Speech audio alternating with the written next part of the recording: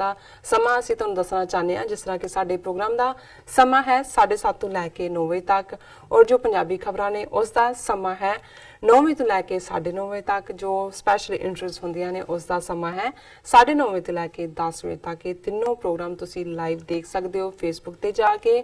ਔਰ ਜੋ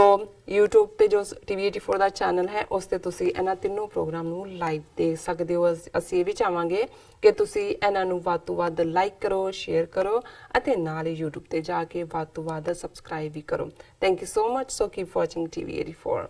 ਜੀ ਡਾਕਟਰ ਸਾਹਿਬ, ਅਗਲੇ ਇਸ਼ੂ ਬਾਰੇ ਤੁਹਾਡੇ ਵਿਚਾਰ ਜਾਣਨੇ ਚਾਹਾਂਗੇ, ਕੀ ਕਹਿਣਾ ਚਾਹੋਗੇ? ਦੇਖੋ, ਇਸ 'ਚ ਕੋਈ ਸ਼ੱਕ ਨਹੀਂ ਹੈ ਕਿ ਪਾਕਿਸਤਾਨ ਨੇ ਭਾਰਤ ਦੀ ਜਿਹੜੀ ਸੁਪਰ ਈਗੋ ਸੀ ਉਸ ਨੂੰ ਤਾਂ ਪੰਚਰ ਕੀਤਾ ਹੀ, ਈਗੋ ਬੈਲੂਨ ਨੂੰ। ਔਰ ਹਰ ਫਰੰਟ ਦੇ ਉੱਤੇ ਜਿਹੜਾ ਪਾਕਿਸਤਾਨ ਦਾ ਵਰਤਾਰਾ ਸੀ ਉਹਨੇ ਈਵਨ ਇੰਟਰਨੈਸ਼ਨਲ ਕਮਿਊਨਿਟੀ ਦੇ ਵਿੱਚ ਵੀ ਜਿਹੜੇ ਹੁਣ ਤੱਕ ਇੰਡੀਅਨ ਨੈਰੇਟਿਵ ਨੂੰ ਬਿਲੀਵ ਕਰਦੇ ਸੀ ਉਹਨਾਂ ਦੇ ਵਿੱਚ ਵੀ ਸ਼ੱਕ ਖੜਾ ਕੀਤਾ। ਰਾਦਰ ਬਹੁਤ ਸਾਰਿਆਂ ਨੇ ਜਿਨ੍ਹਾਂ ਦੇ ਵਿੱਚ ਇੰਟਰਨੈਸ਼ਨਲ ਮੀਡੀਆ ਨੇ ਲੀਡ ਰੋਲ ਅਦਾ ਕੀਤਾ ਹੈ। ਭਾਰਤ ਦਾ ਸਾਰਾ ਝੂਠ ਉਹ ਬੇਸ਼ੱਕ ਬਾਲਾਕੋਟ ਸਟ੍ਰਾਈਕ ਨੂੰ ਲੈ ਕੇ ਹੋਏ ਔਰ ਉਹਨਾਂ ਦੀ ਜਿਹੜੀ ਬੜੀ ਸੂਰਮ ਗਤੀ ਦੀਆਂ ਕਹਾਣੀਆਂ ਸੀ ਉਸ ਸਾਰਿਆਂ ਨੂੰ ਇਹਨਾਂ ਨੇ ਵੀ ਬੇਨਕਾਬ ਕੀਤਾ। ਔਰ ਹੁਣ ਜਦੋਂ ਕਿ ਉਹਨਾਂ ਦੇ ਕੋਲ ਕੋਈ ਟਾਕੀ ਵੀ ਨਹੀਂ ਹੈ, ਸਮਾਲ ਜਿਹਨੂੰ ਕਹਿੰਦੇ ਨੇ ਕਿ ਰੁਮਾਲ ਜਿਹਦੇ ਪਿੱਛੇ ਆਪਣੇ ਮੂੰਹ ਨੂੰ ਛੁਪਾ ਸਕਣ, ਤੇ ਹੁਣ ਇਹ ਜਿਹੜਾ ਬਹੁਤ ਸਾਰਾ ਰੌਲਾ ਅਸੀਂ ਪਿਛਲੇ ਪੀਰੀਅਡ 'ਚ ਦੇਖਿਆ ਹੈ ਜਿਸ ਦੀ ਉਹਨਾਂ ਨੇ ਇੰਟਰਨੈਸ਼ਨਲੀ ਵੀ ਸ਼ਿਕਾਇਤ ਕਰਨ ਦੀ ਕੋਸ਼ਿਸ਼ ਕੀਤੀ ਕਿ ਜੀ ਜਿਹੜਾ ਪਾਕਿਸਤਾਨ ਨੇ ਸਾਡੇ ਪਾਇਲਟ ਨੂੰ ਜਿਹੜਾ ਅਭਿਨੰਦਨ ਨੂੰ ਦਿਖਾਇਆ ਟੀਵੀ ਦੇ ਉੱਤੇ ਚਾਹ ਪਿਆਉਂਦਿਆਂ ਜਾਂ ਦੂਸਰੇ ਉਹਦੇ ਤੋਂ ਬਿਆਨ ਦਵਾਏ,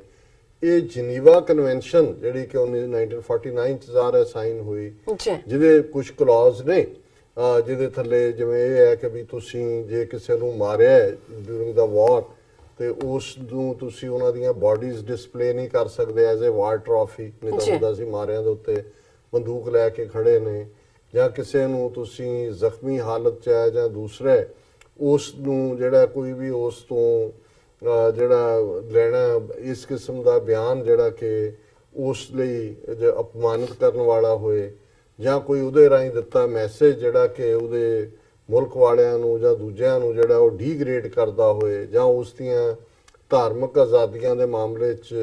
ਉਸ ਨੂੰ ਉਹਦੀ ਮਰਜ਼ੀ ਦੇ ਖਿਲਾਫ ਜੇ ਇਸੇ ਕੋਈ ਹਲਾਲ ਨਹੀਂ ਖਾਣ ਵਾਲਾ ਹੈਗਾ ਤਾਂ ਉਸ ਨੂੰ ਖਵਾਉਣਾ, ਜਾਂ ਹਲਾਲ ਖਾਣ ਵਾਲਾ ਉਸ ਨੂੰ ਕੋਈ ਹੋਰ ਤਰੀਕੇ ਦਾ ਦੇਣਾ ਕੋਸ਼ਰ, ਇਹ ਸਾਰੇ ਕਿਉਂਕਿ 1949 ਜਨੀਵਾ ਕਨਵੈਨਸ਼ਨ ਜਾਂ ਪ੍ਰੋਟੋਕਾਲ 'ਚ ਯਹੂਦੀਆਂ ਦਾ ਵੀ ਇੱਕ ਵੱਡਾ ਰੋਲ ਸੀ। ਬਹੁਤ ਸਾਰੀਆਂ ਚੀਜ਼ਾਂ ਜਿਹੜੀਆਂ ਉਹ ਆਪਣੀ ਧਾਰਮਿਕ ਆਜ਼ਾਦੀ ਦੇ ਲਿਹਾਜ਼ ਨਾਲ ਵੀ, ਔਰ ਬਹੁਤ ਸਾਰੀਆਂ ਹਿਊਮਨ ਰਾਈਟਸ ਇਸ਼ੂਜ਼ UN ਦੇ ਥੱਲੇ ਆਈਆਂ। ਹੁਣ ਇਹਨਾਂ ਨੂੰ ਹੋਰ ਕੋਈ ਥਾਂ ਜਦੋਂ ਨਹੀਂ ਮਿਲ ਰਹੀ ਤਾਂ ਹੁਣ ਇਹ ਕਹਿ ਰਹੇ ਨੇ ਜੀ ਕਿ ਅਭਿਨੰਦਨ ਨੂੰ ਇਸ ਤਰ੍ਹਾਂ ਟੀਵੀ ਤੇ ਲਿਆ ਕੇ ਦਿਖਾਣਾ, ਇਹ ਜਿਹੜਾ ਜਨੀਵਾ ਕਨਵੈਨਸ਼ਨ ਦੀ 1949 ਦੇ ਜਿਹੜਾ ਉਹਦੇ ਪ੍ਰੋਟੋਕਾਲ ਦੀ ਉਲੰਘਣਾ। ਹੁਣ ਜ਼ਾਹਰਾ ਤੌਰ ਦੇ ਉੱਤੇ ਕਿਉਂਕਿ ਅੱਜ ਦੇ ਅਸੀਂ ਸੈਗਮੈਂਟ ਵੀ ਇਸ ਢੰਗ ਨਾਲ ਹੀ ਚੁਣੇ ਨੇ ਕਿ ਜਿਹੜੇ ਮੋਰ ਐਜੂਕੇਟਿਵ ਫੋਰਮ ਤੇ ਹੋਣ, ਹਾਲਾਂਕਿ ਅਸੀਂ ਸਮਝਦੇ ਹਾਂ ਵੀ ਬਹੁਤ ਵਾਰ ਦਰਸ਼ਕਾਂ ਦਾ ਜਾਂ ਆਮ ਲੋਕਾਂ ਦਾ ਵੀ ਸਾਡੇ ਸਾਊਥ ਏਸ਼ੀਆ 'ਚ ਵੀ ਔਰ ਗਲੋਬਲੀ ਵੀ ਚਟਕਾਰੇ ਵਾਲੀਆਂ ਖਬਰਾਂ ਵੱਲ ਧਿਆਨ ਹੁੰਦਾ ਹੈ, ਉਦੋਂ ਜਿਹੜਾ ਸਭ ਦੀ ਦਿਲਚਸਪੀ ਹੁੰਦੀ ਹੈ। ਪਰ ਮੈਂ ਸਮਝਦਾ ਹਾਂ ਵੀ ਜੇ ਅਸੀਂ ਇੰਟਰਨੈਸ਼ਨਲ ਪਰਸਪੈਕਟਿਵ 'ਚ ਆਪਣੀਆਂ ਸਟਰਗਲਸ ਨੂੰ ਲਿਜਾਣਾ ਹੈ, ਦੇਖਣਾ ਹੈ, ਫਿਰ ਸਾਨੂੰ international law, Geneva Convention, UN Charter of Human Rights, International Court of Justice, Human Rights Council, Amnesty International, ਦੂਸਰਿਆਂ ਤੋਂ ਇਲਾਵਾ ਜਿਹੜੇ ਮੁਲਕਾਂ ਦੇ United States Commission on International Religious Freedom, ਇਹਨਾਂ ਸਾਰਿਆਂ ਦੇ ਮੈਂਡੇਟ ਕੀ ਨੇ, ਇਹਨਾਂ ਦਾ ਦਾਇਰਾਕਾਰ ਕੀ ਹੈ। ਕਿਉਂਕਿ ਜਿਹੜਾ ਸਾਡਾ ਦੁਸ਼ਮਣ ਹੈ ਔਰ ਸਾਡਾ ਸਾਂਝਾ ਦੁਸ਼ਮਣ ਹੈ, ਉਹ ਸਿੱਖ ਕੌਮ ਦਾ ਵੀ ਹੈ, ਉਹ ਕਸ਼ਮੀਰੀਆਂ ਦਾ ਵੀ ਹੈ, ਔਰ ਜ਼ਾਹਰ ਹੈ ਕਿ ਪਾਕਿਸਤਾਨ ਦਾ ਇਹ ਸਭ ਤੋਂ ਹੌਸਟਾਈਲ ਨੇਬਰ ਜਿਹਨੇ ਮੁਲਕ ਨੂੰ ਦੋ ਹਿੱਸਿਆਂ 'ਚ ਤੋੜਿਆ, ਔਰ ਅੱਜ ਵੀ ਜਿਨ੍ਹਾਂ ਦੀ ਜ਼ਹਿਨੀਅਤ ਨੇ ਪਾਕਿਸਤਾਨ ਦੀ ਹੋਂਦ ਨੂੰ ਕਬੂਲਿਆ ਨਹੀਂ ਹੋਇਆ ਔਰ ਇੱਕ ਤੋਂ ਬਾਅਦ ਇੱਕ ਸਾਜ਼ਿਸ਼ ਕਰ ਰਹੇ ਨੇ।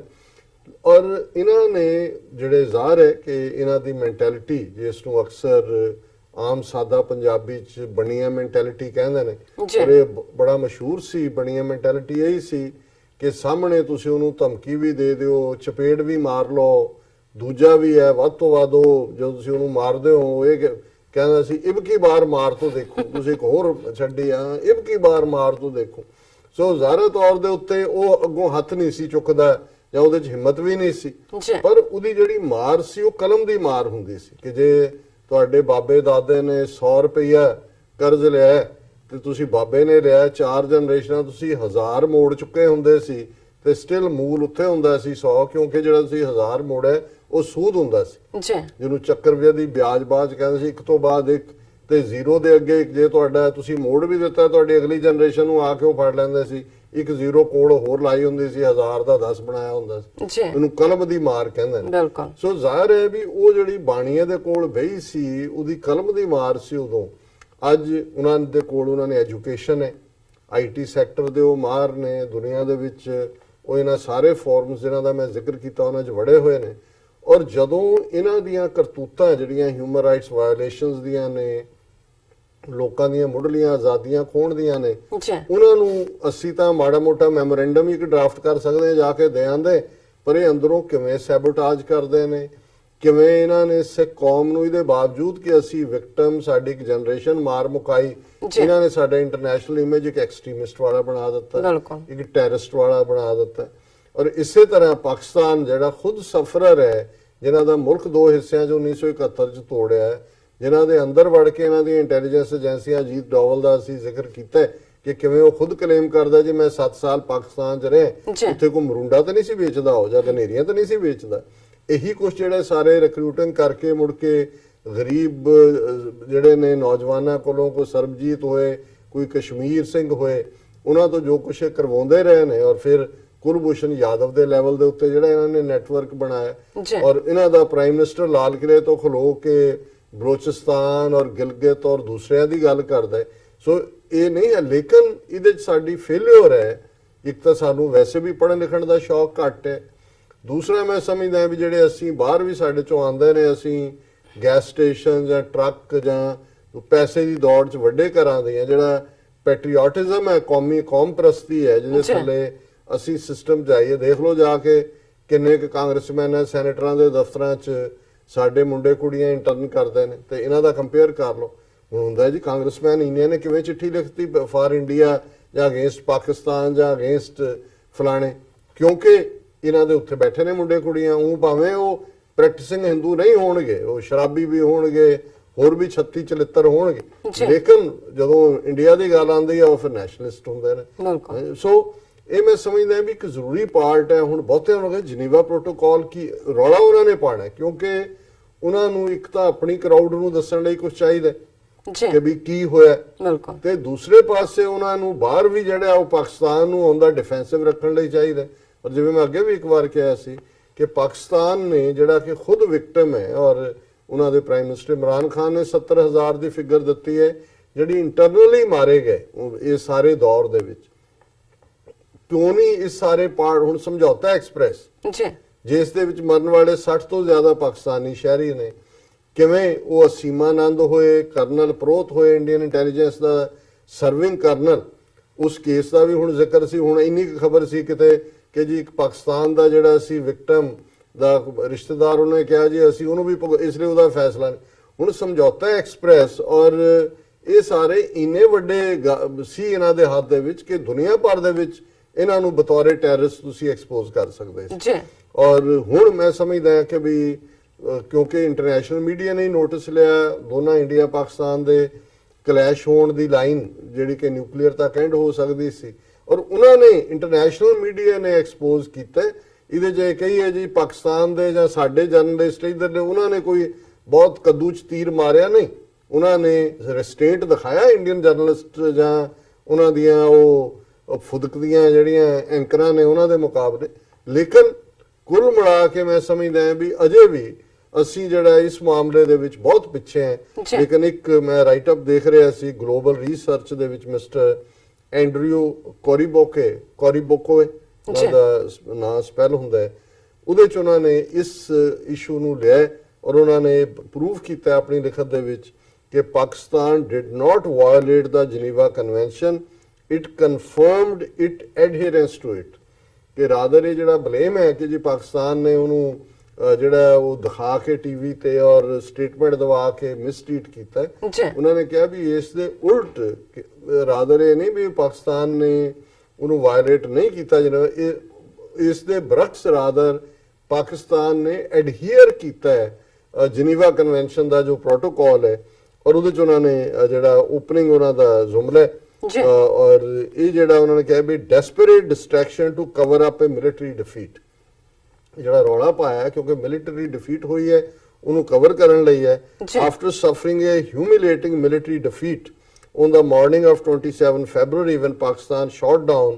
2 of its MiGs that violated the country's airspace and even captured one of its pilots, India went with wild allegations that Islamabad violated the Geneva Convention of 1949 by airing footage of the captured pilot, but in reality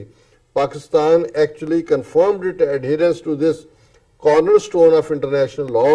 and simultaneously contributed to de-escalating the worst military crisis with its nuclear-armed neighbor since their 1971 war almost half a century ago. ਕਿਉਂਕਿ ਨਾਲ ਦੀ ਨਾਲ ਜੇ ਅਭਿਨੰਦਨ ਨੂੰ ਨਾ ਦਿਖਾਉਂਦੇ ਇਹਨਾਂ ਨੇ ਰੌਲਾ ਪਾ ਦੇਣਾ ਸੀ, ਜਿਵੇਂ ਹੁੰਦਾ ਹੈ ਜੀ ਮਿਊਟੀਲੇਟਡ ਬਾਡੀ ਸਾਨੂੰ ਦੇਤੀ ਕਸ਼ਮੀਰ ਤੋਂ, ਉਹਦਾ ਧੜ ਅੱਡ ਕੀਤਾ ਹੋਇਆ ਸੀ, ਸਿਰ ਅੱਡ ਸੀ, ਉਸ ਦੇ ਉੱਤੇ ਇਹ ਸੀ, ਉਹਨਾਂ ਨੇ ਇਮੀਡੀਏਟਲੀ ਦਿਖਾ ਕੇ ਆ ਦੇਖ ਲਓ, ਇਹਨੂੰ ਵੀ ਪੁੱਛ ਲਓ ਵੀ ਸੜੁੱਕੇ ਮਾਰ ਕੇ ਕਹਿ ਰਹੇ ਚਾਹ ਬਹੁਤ ਸਵਾਦੀ ਹੈ, ਇਹਦਾ ਤਾਂ ਮੈਂ ਕਦੇ ਨਹੀਂ ਪੀਤੀ, ਤੇ ਉਸ ਤੋਂ ਬਾਅਦ ਉਹਨੂੰ ਰਿਲੀਜ਼ ਕਰ ਦੇਣਾ ਈਵਨ 72 ਘੰਟੇ ਪੂਰੇ ਹੋਣ ਤੋਂ ਪਹਿਲਾਂ ਔਰ ਇਹ ਰਾਦਰ ਐਸ਼ੋਰਿੰਗ ਸੀ ਉਹਨੂੰ ਦਿਖਾਣਾ ਟੀਵੀ ਤੇ ਕਿਸੇ ਹੋਰ ਰਾਦਰ ਮਿਲਟਰੀ ਉਹਨੂੰ ਸੇਵ ਕਰਕੇ ਲਿਆਈ, ਲੋਕਾਂ ਨੇ ਕੁੱਟ-ਕੁੱਟ ਕੇ ਮਾਰ ਦੇਣਾ ਸੀ। ਜੀ ਬਿਲਕੁਲ। ਹੁਣ ਬਜਾਏ ਕਿ ਇਹ ਥੈਂਕਫੁਲ ਹੁੰਦੇ ਹੈ ਤਾਂ ਇਹ ਥੈਂਕਲੈਸ ਲੋਕ ਨੇ, ਲੇਕਿਨ ਈਵਨ ਇਸ ਪਾਰਟ ਨੂੰ ਜਨੀਵਾ ਕਨਵੈਨਸ਼ਨ ਦੀ ਵਾਇਓਲੇਸ਼ਨ ਕਹਿ ਕੇ ਇੰਟਰਨੈਸ਼ਨਲੀ ਉਭਾਰਨਾ ਜਿਹੜਾ ਹੈ ਇਹਨਾਂ ਦਾ ਇਹ ਦਿਖਾਉਂਦਾ, ਔਰ ਇਹ ਲੰਬਾ ਆਰਟੀਕਲ ਹੈ, ਮੈਂ ਆਰਟੀਕਲ ਤਾਂ ਨਹੀਂ ਡਿਸਕਸ ਕਰ ਸਕਦਾ ਜੀ ਬਰੀਫ ਟਾਈਮ 'ਚ, ਪਰ ਉਹਨਾਂ ਨੇ ਜਿਹੜੀਆਂ ਹੈਡਲਾਈਨਸ ਦਿੱਤੀਆਂ ਕਿ ਇਹ ਡੈਸਪਰੇਟ ਡਿਸਟਰੈਕਸ਼ਨ ਹੈ,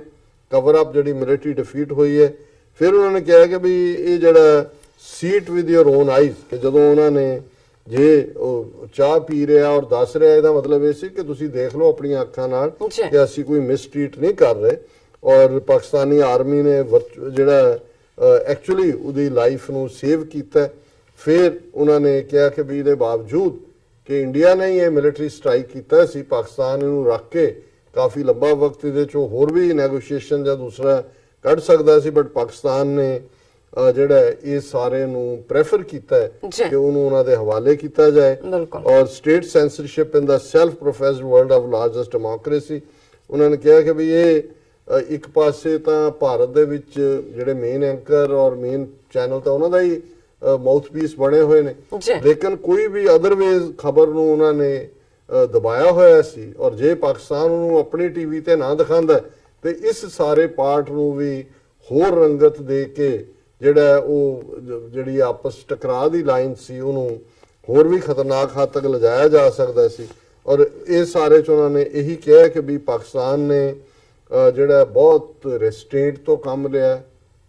ਇਹਦੇ ਬਾਵਜੂਦ ਕਿ ਇੰਡੀਆ ਦਾ ਇਹ ਦਾਅਵਾ ਸੀ ਕਿ ਜੀ ਅਸੀਂ 300 ਜੈਸ਼ ਏ ਮੁਹੰਮਦ ਦਾ ਮਾਰਿਆ, ਔਰ ਜਿਵੇਂ ਕੱਲ ਵੀ ਜਿਹੜੀ ਬੀਬੀ ਅਲਬਰਟਾ ਦੀ ਪ੍ਰੀਮੀਅਰ ਸੀ ਉਹਨੇ ਕਿਹਾ ਸੀ ਕਿ ਵੀ ਇਹ ਤਾਂ ਤੁਸੀਂ ਸਿਵਿਲੀਅਨਸ ਮਾਰੇ ਨੇ, ਕਿਉਂਕਿ ਜੈਸ਼ ਏ ਮੁਹੰਮਦ ਵੀ ਹੋਏ ਮੰਨ ਲਓ ਮਾਰੇ ਵੀ, ਹਾਲਾਂਕਿ ਸਾਹਮਣੇ ਆ ਗਿਆ ਫਰਾਡ ਹੈ, ਤੁਹਾਨੂੰ ਕੀ ਰਾਈਟ ਹੈ ਕਿ ਤੁਸੀਂ ਸਿਵਿਲੀਅਨ ਮਾਰੋ। ਉਹ ਸਭ ਤੋਂ ਵੱਡੀ ਵਾਇਓਲੇਸ਼ਨ ਹੈ ਜਨੀਵਾ ਜਿਹੜੇ ਪ੍ਰੋਟੋਕੋਲ ਨੇ ਜਾਂ ਜਨੀਵਾ ਕਨਵੈਨਸ਼ਨਸ ਨੇ,